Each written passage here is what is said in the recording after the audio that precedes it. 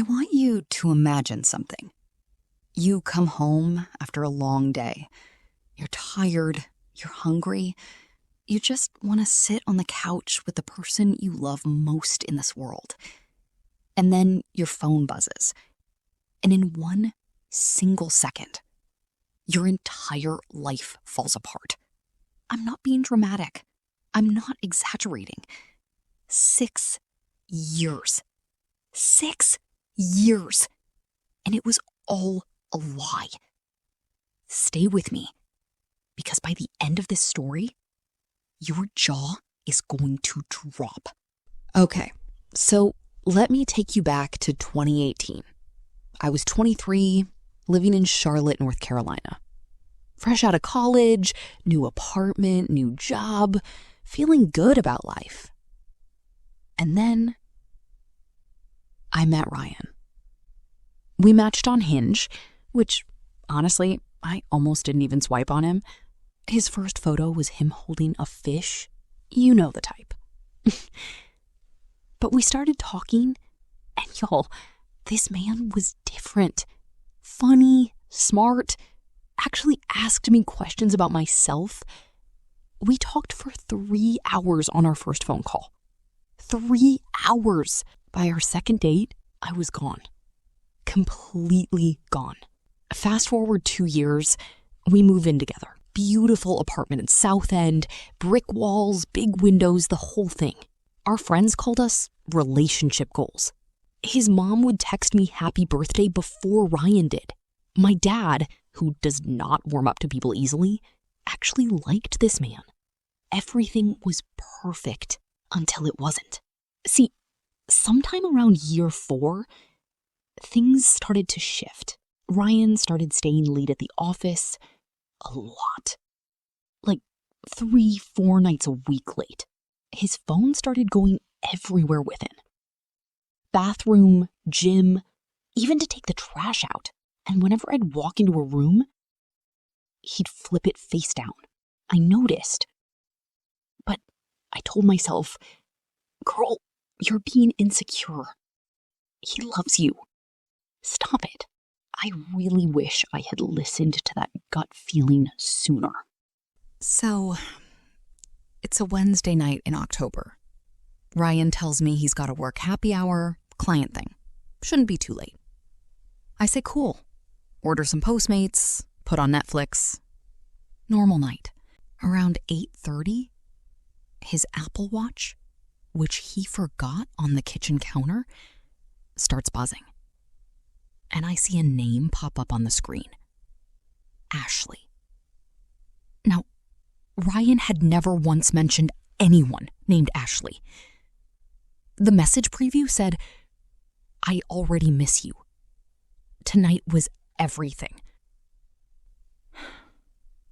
My stomach dropped. Immediately. Like, not slowly, not gradually.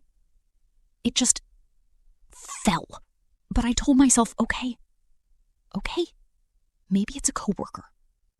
Maybe it's nothing. Maybe Ashley is just friendly. So I did something I swore I would never do. I picked up his watch. And I read the full conversation. Y'all, I should not have done that. Because what I read, I cannot unread. Ashley was not a coworker.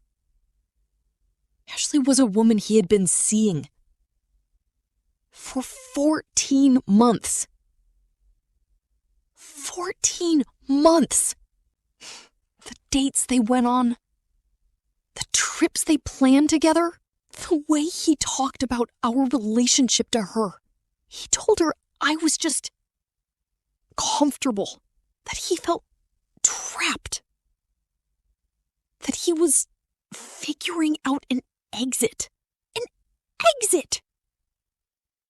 from our home, our life, our 6 years.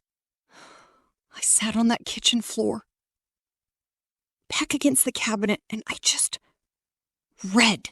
For almost 2 hours, I just sat there and read every single message. And somewhere around midnight, something in me just switched. I stopped crying, and I got very, very calm. That calm, that's when I became dangerous. I put the watch back exactly where it was. I went and washed my face, got into bed, and when Ryan came home at 1 a.m., smelling like her perfume, by the way, I pretended to be asleep. He kissed me on the forehead, and I did not flinch. The next morning, I woke up early, made coffee, made breakfast, smiled at him like nothing happened. And while he was in the shower, I airdropped every single screenshot from his watch to my phone. Every message, every photo, every plan. All of it. Saved and backed up in 3 places. Then I called my bank. I had been contributing more to our joint account for 2 years, covering most of the rent, most of the groceries. I moved every single dollar of my contribution into a new account. My name only. Then I called my girl Simone, who also happens to be a paralegal, and I said, I need to know my rights. She walked me through everything, and then I did one last thing. I found Ashley on Instagram, and I sent her a DM. Not angry, not threatening, just factual. I said, hey, I think we need to talk. I'm Ryan's girlfriend of 6 years. I believe he's been lying to both of us. She called me within 20 minutes. She was crying before I even finished my first sentence. She had no idea about me. None. Ryan had told her he was single. She felt sick. I felt sick. But we talked for 2 hours, and by the end of that call, we had a plan. Now, here's where it gets good. Ryan's family does this big Friendsgiving every November. Like 40 people at his aunt's house in Raleigh. It was 3 weeks away. He had been talking about it for months. You're gonna love it this year, babe. It's gonna be so fun. Oh, Ryan. Sweet, clueless Ryan. So, Friendsgiving arrives. I show up in my best outfit.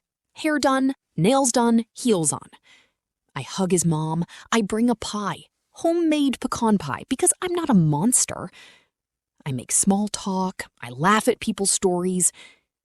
And right before they cut the turkey, I stood up. I tapped my glass. And I said, hey, everyone. I just want to take a moment to say how grateful I am to be here. This family has meant so much to me over the last 6 years. Ryan, I want to say something to you directly. He smiled at me from across the table. That smile. I want to read you something, I said. And I pulled out my phone. And I read, out loud, his messages to Ashley. Word for word. Y'all, you could hear a pin drop in that house. His aunt put down her fork. His mom grabbed the table. His college friends just staring. Ryan went completely white. He started to say something. Babe, wait, let me explain. And I said, no, we're done explaining. I put my phone in my purse, picked up my pecan pie, because again, I made that pie and I was taking it home. And I walked out of that house. Ashley, by the way, had sent screenshots of their entire conversation to his 2 best friends that same morning. So by the time I got to my car, his phone was already blowing up. From his own friends, asking him what the hell was going on? That was about a year and a half ago now. Ryan tried to reach out for months. Voicemails, texts, showed up at my job once. And my coworker called security before I even had to ask. I never responded. Not one time. I moved into my own place, a little 1-bedroom in NoDa. Got a plant, got a cat, named the cat Karma, obviously.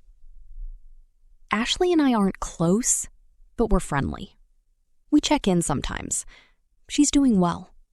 She's actually in a relationship now with someone who treats her right. And me? Honestly, I'm better than I've ever been. It took a long time to get here. I'm not gonna lie to you. There were nights I cried myself to sleep. Nights I questioned everything about myself. Was I not enough? Was I too boring? Too comfortable? And here's what I know now that I didn't know then. Those were never questions about me. Those were questions about him. A person who truly loves you does not go looking for something else. A person who truly loves you doesn't make you feel like you're just convenient. You deserve someone who chooses you every single day, on purpose. And if someone can't do that, let them go. And let karma handle the rest. If this story resonated with you, I want you to know you are not alone. That's exactly why I created Wounded Truth. Real people, real stories. The kind of stories you talk about with your best friend at 2 a.m. If you want to hear more, subscribe and hit that notification bell. Because next week, I have a story about a woman who found out her husband had been living a double life for 7 years. 7 years. Trust me, you do not want to miss it. I'll see you next week.